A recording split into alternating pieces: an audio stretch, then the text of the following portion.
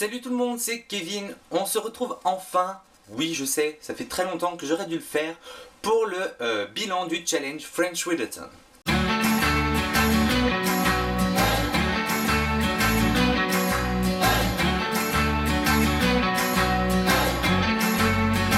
Donc si vous avez vu mes vidéos vlogs et que vous m'avez suivi un petit peu sur les réseaux sociaux ou quoi, vous savez que ce challenge était une grosse foirade, voilà, je sais pas si ça se dit mais c'est pas grave, voilà, je me suis complètement planté, en même temps je le savais très bien que j'allais pas y arriver.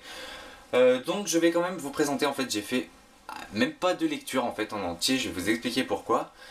Et puis voilà, je vais vous présenter ça tout de suite, donc je vais pas vous représenter la palle en entier que je me suis prévu. Si vous voulez savoir qu'est-ce que je m'étais prévu comme petite palle, je vous mets le lien de la palle dans la description, et donc je passe à la présentation des livres que j'ai lus. Donc comme je vous le disais tout à l'heure, si vous avez suivi mes vlogs, vous savez que j'ai commencé par lire le livre de Perles qui m'a beaucoup perturbé, donc j'ai préféré le mettre en pause pour Les cerisiers fleurissent malgré tout. Je l'ai terminé, ensuite j'ai lu le prologue du Sceptre maudit, donc pour moi ce n'est pas la lecture. Et ensuite vous m'avez convaincu, quand j'ai publié un de mes vlogs, de reprendre le livre de Perles, donc c'est ce que j'ai fait. Et je ne l'ai pas tout à fait terminé, tout simplement parce que je gardais les 50 dernières pages pour la veille de ma rencontre avec l'auteur, pour que ce soit vraiment très frais, parce que voilà, j'ai eu l'occasion de rencontrer l'auteur à Lyon, donc le 7 mars, à la fête du livre de Bron. Donc voilà, je vous en reparle un tout petit peu après. Je vais commencer par vous présenter, si j'arrive à vous montrer l'endroit, donc Les cerisiers fleurissent malgré tout. Donc Les cerisiers malgré tout, donc c'est écrit par Keiko Ichiguchi aux éditions Kana dans leur collection Made In. Et voilà, c'est un manga qui me faisait terriblement envie depuis très longtemps, et je l'ai enfin lu.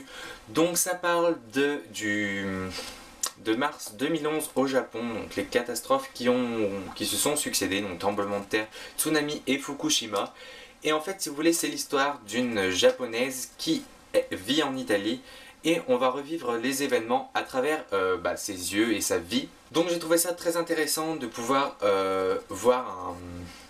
d'être dans le vif du sujet en quelque sorte, puisque personnellement j'adore le Japon, j'étais très touché au moment où c'est arrivé, mais j'avais un regard extérieur dans le sens où j'avais pas des amis ou de la famille au Japon, que j'avais des informations seulement par les infos à la télé.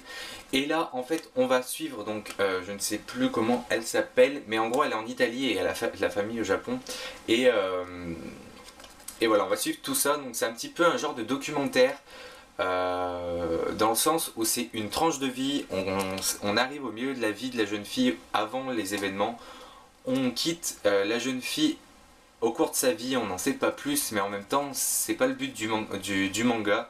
Voilà, il faut pas s'attendre à une histoire ultra palpitante. Pour moi c'était que de l'enrichissement et une façon de voir les choses autrement que j'ai vraiment beaucoup aimé. Après ce n'est pas un coup de cœur non plus, voilà, ce n'est pas le coup de cœur que j'espérais, mais c'est pas grave, j'ai quand même passé un très bon moment de lecture. Je vous le recommande si ce genre d'événement vous marque, voilà, parce que c'est intéressant d'en savoir un petit peu plus.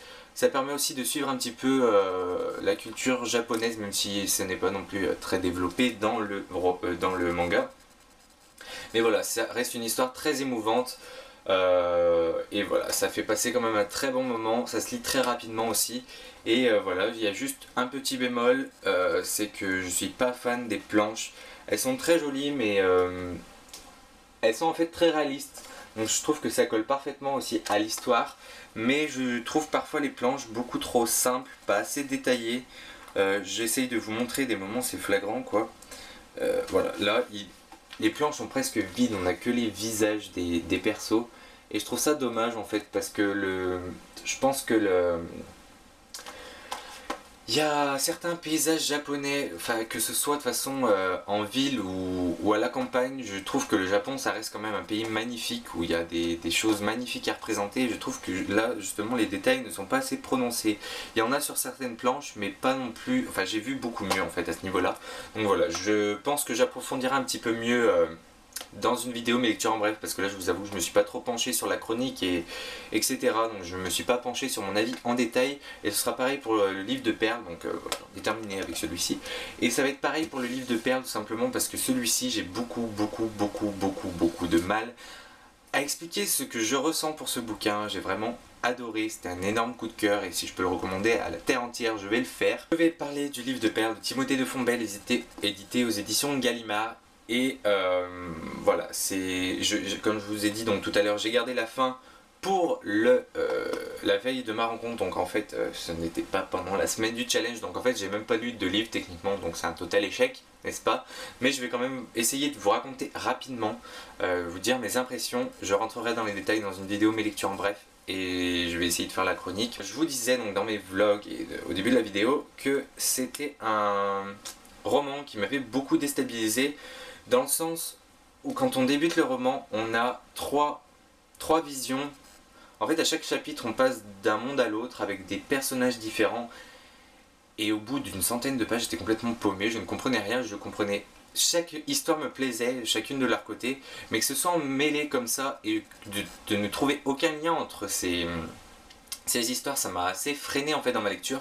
Du coup, c'est pour ça que j'avais préféré le mettre en pause, parce que bon, ça m'aidait pas à aller vite du coup, et donc pour le challenge, voilà, même si je l'ai complètement foiré, n'est-ce pas? Donc voilà, j'avais préféré le mettre en pause, c'est pas parce que j'aimais pas, mais que ça me ralentissait. Maintenant que je l'ai fini, je peux vous dire que voilà, j'ai juste adoré, mais un truc de fou. Je lis rarement des histoires comme ça, mais là, voilà, je pense que ça passe au-dessus de tout, je pense. Ça détrône même Night School, tout simplement parce que ce livre mélange féerie et réalité de manière totalement géniale, je trouve. Et voilà, ça soulève plein de questions, ça parle de plein de thèmes durs, et en même temps, à côté, on a des thèmes hyper beaux. Et voilà, c'est vraiment très contrasté, très... Il y a plein de... je sais plus comment ça s'appelle, cette façon de faire, mais il y a plein de choses qui vont pas ensemble dans ce roman, mais la façon dont c'est raconté, tout s'associe super bien en fait. Donc c'est pour ça que j'ai vraiment adoré. En plus de ça, Timothée de Fontbelle a un style vraiment magnifique, très poétique, très chantant, très tout ce que vous voulez. C'est trop beau, voilà, c'est la première fois que je lisais un style comme ça. Et où c'était agréable, parce que j'ai déjà lu des romans avec des styles très particuliers, mais j'ai eu du mal à suivre parce que voilà, donc du coup ça a rendu une lecture pas très agréable. Je pense quand même qu'il faut rester assez concentré pour lire ce bouquin, parce que parfois on perd vite le fil si on est déconcentré. Mais voilà, j'ai vraiment adoré. En plus, voilà, j'ai eu l'occasion de rencontrer l'auteur, mon livre est dédicacé, je sais pas si vous allez le voir.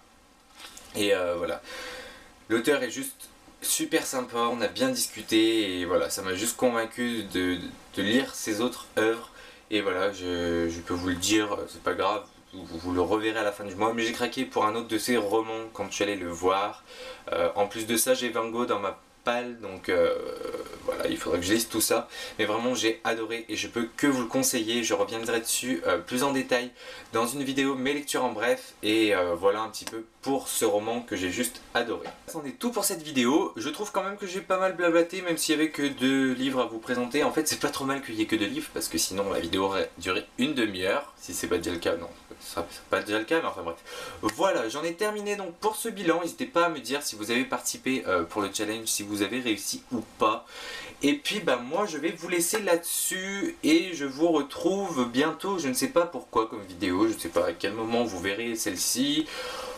J'en sais rien, on verra bien. De toute façon, on n'est pas pressé, et voilà, de toute façon, c'est pas grave tant que je prends plaisir à faire des vidéos et à vous les publier et qu'elles vous font plaisir en retour, ça me va parfaitement, hein, n'est-ce pas? Donc voilà, je vous laisse sur ces mots, et donc je vous dis à la prochaine. Ciao! Day after day, you make me happy.